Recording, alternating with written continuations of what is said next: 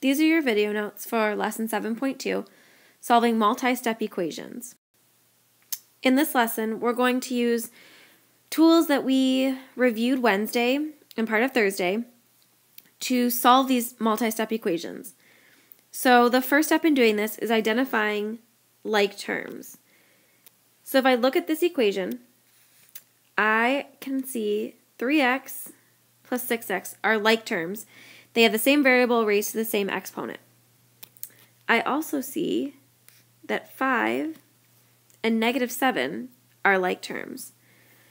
So what I'm going to do is I'm going to combine my like terms now. But 3x plus 6x gives me 9x, plus 5 subtract 7 gives me minus 2, equals 25. So I've combined my like terms, I've simplified, and now I want to solve for the value of my variable, in this case x. So I'm going to add 2 to both sides. That leaves me with 9x equals 27. To get x by itself, I need to divide both sides by 9, which leaves me with x equals 3. I can check my answer by plugging in x equals 3 into my original equation. So let's see if it works.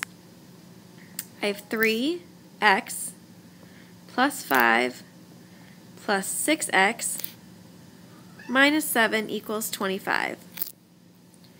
If I go back in here, all my x's we found out, x equals 3. So now let's go ahead and simplify. 3 times 3 is 9, plus 5. 6 times 3 is 18. Subtract 7 equals 25.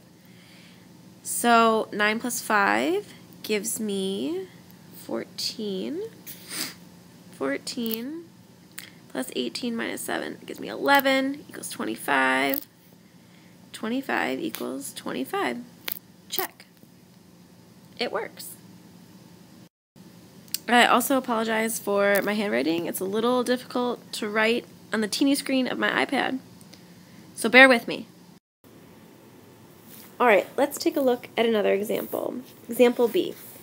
3 times the quantity of x plus 10 plus 6 equals 12.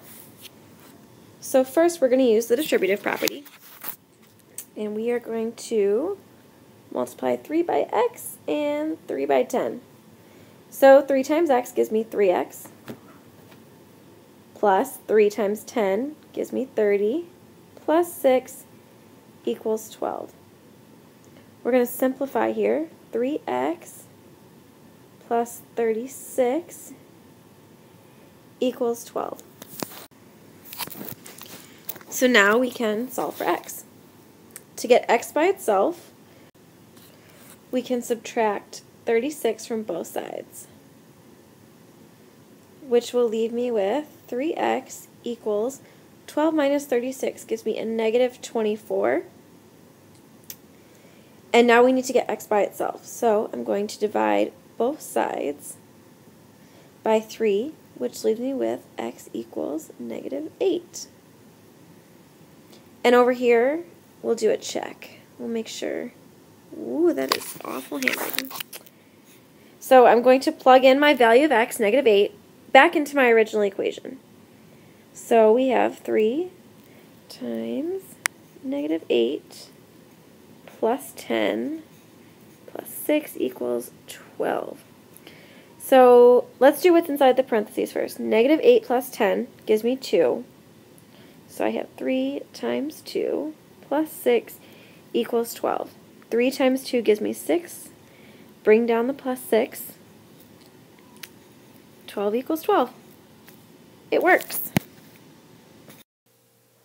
Let's look at an example of solving equations with fractions. The first step in solving this equation is to find a least common denominator. Remember, the least common denominator is the smallest number that each of the denominators will divide into evenly. So if I look at the denominators of this equation, I have 9, 3, 2, and 6. So the least common denominator between all of those would be 18.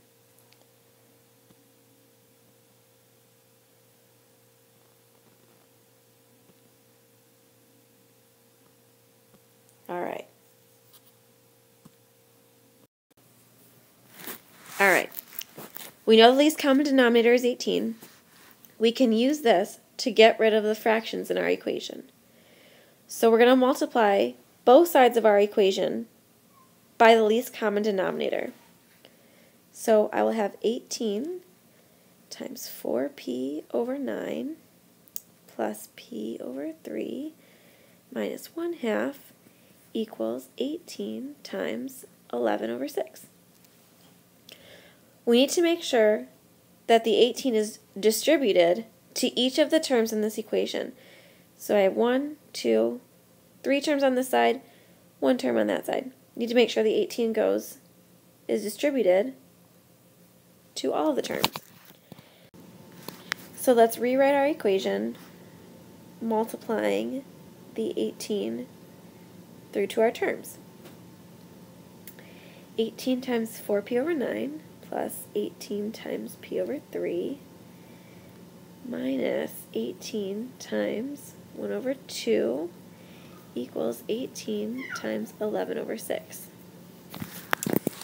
Alright, so I still don't like the way this looks. Too much. So if we look, we're multiplying our 18, that'll be in our numerator, and then we're dividing by 9.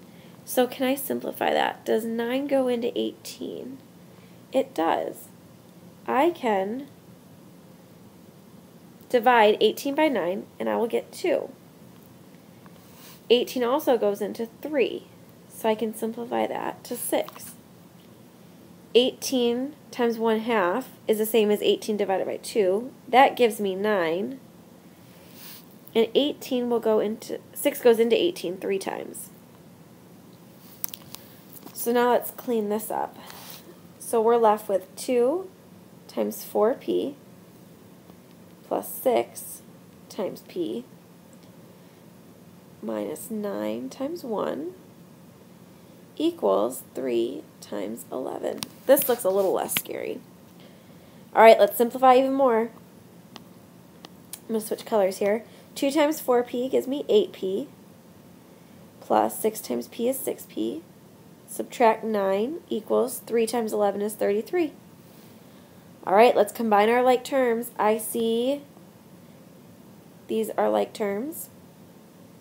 6 plus 8 gives me 14p minus 9 equals 33.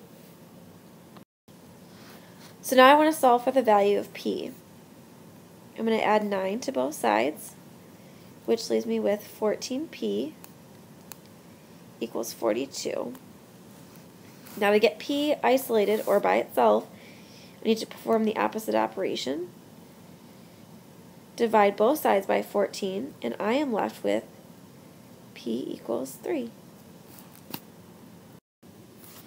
Alright, that was a bit much, so let's try it again. This equation has y over 2 minus 5y over 6 plus 1/3 equals 1/2. So our first step to getting rid of these ugly fractions is to multiply both sides of our equation by the least common denominator. So what we're looking for with the least common denominator is the smallest number that has a factor of 2, that is a factor of 6, that is a factor of 3, and that is a factor of 2. And I would say our least common denominator is actually 6. So I'm going to multiply both sides of our equation by 6. So we have 6 times the quantity of y over 2 minus 5y over 6 plus 1/3 equals 6 times 1/2. Multiplying both sides of the equation keeps both sides balanced. So this is a distributive property. Let's distribute our 6 through to our terms. And we get 6 times y over 2 minus 6 times 5y over 6 plus 6 times 1 over 3 equals 6 times 1 over 2. So let's simplify. I have a 6 in the numerator and a 2 in the denominator. I can simplify this to be 3 6 divided by 2 is 3. That gives me a 1. I have a 6 in the numerator, 6 in the denominator. 6 divided by 6 leaves me with 1. So both these become a 1. 6 in the numerator, 3 in the denominator. How can I simplify this? 6 divided by 3 gives me 2. And 6 multiplied by 1/2, or 6 in the numerator and a 2 in the denominator, will simplify to 3. So let's rewrite this equation. 3y, 3 times y minus 1 times 5y plus 2 times 1 equals 3 times 1. Simplify this. 3y minus 5y plus 2 equals 3. So now we need to combine our like terms. I see these are like terms. They have the same variable raised to the same exponent. 3y minus 5y gives me negative 2y plus 2 equals 3. To get the y by itself, we're going to subtract 2 from both sides, and we're left with negative 2y equals 3 subtract 2 is 1. So now to get the y by itself, we need to divide both sides by negative 2. And we are left with y equals negative. A positive divided by negative is a negative. So negative 1/2 is our answer. This concludes your notes for Lesson 7.2 on solving multi-step equations. Make sure to bring your notes with you to class tomorrow. You'll have the rest of the hour to complete your homework assignment.